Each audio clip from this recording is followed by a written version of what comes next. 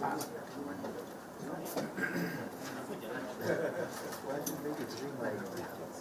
like it. My ringtone is like a telephone, like a proper telephone. Yeah. A telephone. That's how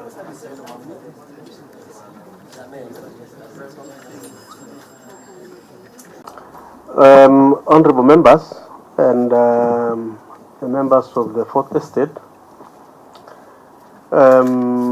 we wish to brief you on the situation of this committee, of this meeting, and I know you are. Yesterday, I informed the country and you people that we will be having Iebc with us today. That was an invitation of 12th of April 2018 to Iebc to appear before this committee, basically to deal with two issues. Of course, one is to brief this committee on what is going on in the Commission. We are all aware of the challenges that are in that Commission. 3 commissioners resigned 2 days ago. The substantive CEO is on compulsory leave. And given that situation, and this committee being the committee in oversighting that commission, it became necessary for us to interact with the commission today. Number 2 is we have a number of legislations which we wanted to also discuss with them. And those were the 2 items we're supposed to deal with in this meeting with Iebc. This morning, we received a letter from Iebc signed by the chair requesting us to give them another date for them to appear before the committee. And they have given their reasons why they are unable to attend today. And one of the reasons is that there are 2 by-elections in Ruguru and Ginondo. Those are MCS by-elections. 2 going on, I think, today. And some of the commissioners, of course, there are only 3. And the senior management are also dispatched to those to oversee those by-elections. And that is the explanation why they have given why they were not able to appear before us this morning. We have set as a committee, and we've resolved that we will fix a date for next week or any other appropriate date that we are going to agree, so that then we engage the commission. And we wanted to make it very clear that there's a committee of Justice and Legal Affairs mandated under the standing orders in the Constitution, is that we want to ensure that the challenges facing the Commission, especially with regard to areas of law that we need to put in place, this committee is already beginning to set in motion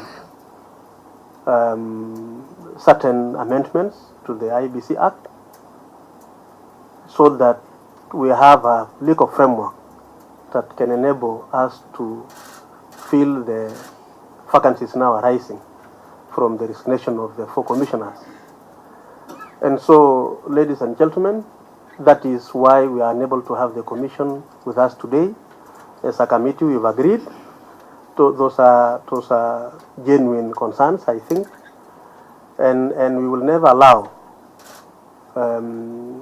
further delay in having a meeting with them, and therefore, we didn't want to go beyond there.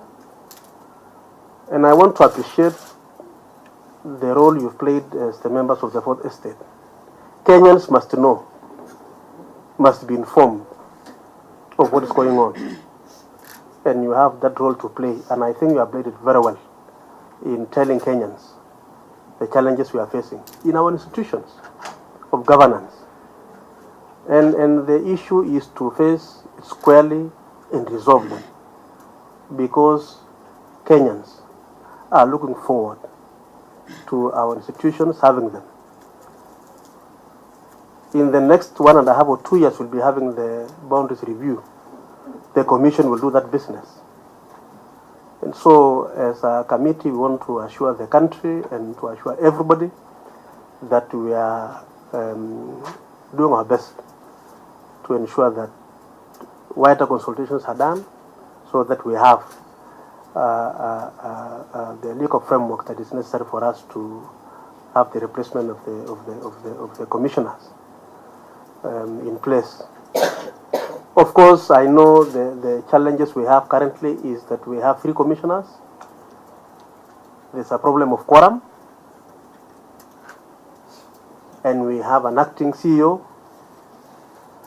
So there's a big issue, and we want to tell Kenyans that be patient. We work on the process and be able to ensure that we put everything in line. So I want to appreciate for you coming. Unfortunately, because of the explanation I've given, the Commission was not able to be with us this morning. But we will be able to advise when we are going to have a meeting with them. And as usual, as partners, we are going to partner together as we shape our country forward, especially with regard to some of the issues before us now. Well, you know, those who resigned, I believe, resigned on their own motion. The remaining 3 commissioners are commissioners duly appointed to serve in that commission. It is not the business of this committee to prevail upon those members remaining to resign. Ours is oversight, and that's why we want to meet them here. It will be upon them, because if you are a commission that is not functional, that cannot make a decision within the framework of the functions of that commission, then it follows that those commissioners, definitely being reasonable Kenyans and commissioners, will make a decision either way. But for us as a committee, we want to work on the legal framework that we think is going to help us. Because the issue now is not even the resignation of the remaining 3. That could be an issue. But our concern is the bigger picture. How are we going to replace those who have resigned? And if the 3 remaining resign, how are we going to have the entire commission in place to serve that commission? Remember, we have budgetary allocations to Iebc. Those are public resources, should be safeguarded by a duly functional commission. So we don't want to narrow the issue to whether they should go home, the 3, or remain. We want to look at the bigger picture of how do we ensure that we have a legal framework that can enable this commission be fully constituted. So and we get comments from everybody, and every Kenyan has a right to comment. Others have said they should go home. Others have said they remain behind. Those are comments. But it is not the official position of this committee that we say they should resign. But we are recognizing the fact that it is not functional, because there are 3 and they do not have the necessary quorum. So how soon should we expect that process of achieving quorum at Iebc to begin? That is difficult to give the time frame, because it can only be attained once we have the legal framework in place, and we are working on that now. Questions here? Yes. Console. institutions with oversight. We fix a date, inform them, and they are under obligation to come and appear before us. So that's not the procedure. I recognize what you say, but that the procedure we have in Parliament is that this committee has the authority to invite an institution, and they confirm by, and that is why it was only up to this morning that we received a letter requesting that you adjourn this meeting for another day. So we are not under an obligation to receive a confirmation before confirming the date for the meeting. It's clear? Okay, so they don't need to confirm it. They don't need to confirm that. They just show up on the date. On the date. Because they are under obligation to. Yeah, and that has been the practice, and it will continue to be the practice even as we move forward. Yes? But a follow-up question, but maybe don't you find it peculiar since the by-elections that they're claiming they were attending, they were slated for this day? I think that is what it was. Maybe they would have confirmed to you earlier on that. And we cannot think on their behalf. What we are saying is before us now is a letter communicating to us why they are unable to appear. I agree with you, they should have been able to inform us much earlier, but they did not. But this morning, we have the communication from them. So, Chair, would we say that they snapped this meeting? Would we just say expressly? I don't want to agree with that position. If there was no communication, let me be very clear. Of course, speculations are there, and if we did not receive a communication, formal communication written to this committee, I would have agreed with your proposal. So, but I think having this kind of a communication, and we have said as a committee, we are satisfied. So for oversight purposes, there is a lot happening at Iebc. Yeah. As a committee, are you confident that Iebc? Let me say that that is an issue which we don't want to engage as a committee. We don't even know if it is true. All I read in the paper. I don't have the formal confirmation that indeed the security officers for those commissioners were actually withdrawn. And problems with the committee here is a committee of procedure, of record. We cannot be able to comment on something we are not very sure. And if indeed it is true that there was a withdrawal of security officers for the commissioners, there is a procedure of raising that complaint to the relevant department. If there was a problem, we could receive a formal communication from the commission. Then we could take up that issue from there. And I think it is important we move that direction so that we don't find ourselves in every situation, even when we don't have the actual position. So we don't want to go that direction.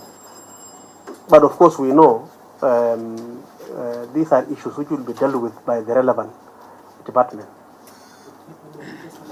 Yeah. We'll give you copies of this letter. Yes. It's a public document. We already have it. We will give you enough copies so that you to confirm that there was indeed a communication. So we'll make enough copies. Okay. So, ladies and gentlemen, we are glad that we've been able to answer a few questions. But let us pass the information accurately. We want to appreciate what you did yesterday.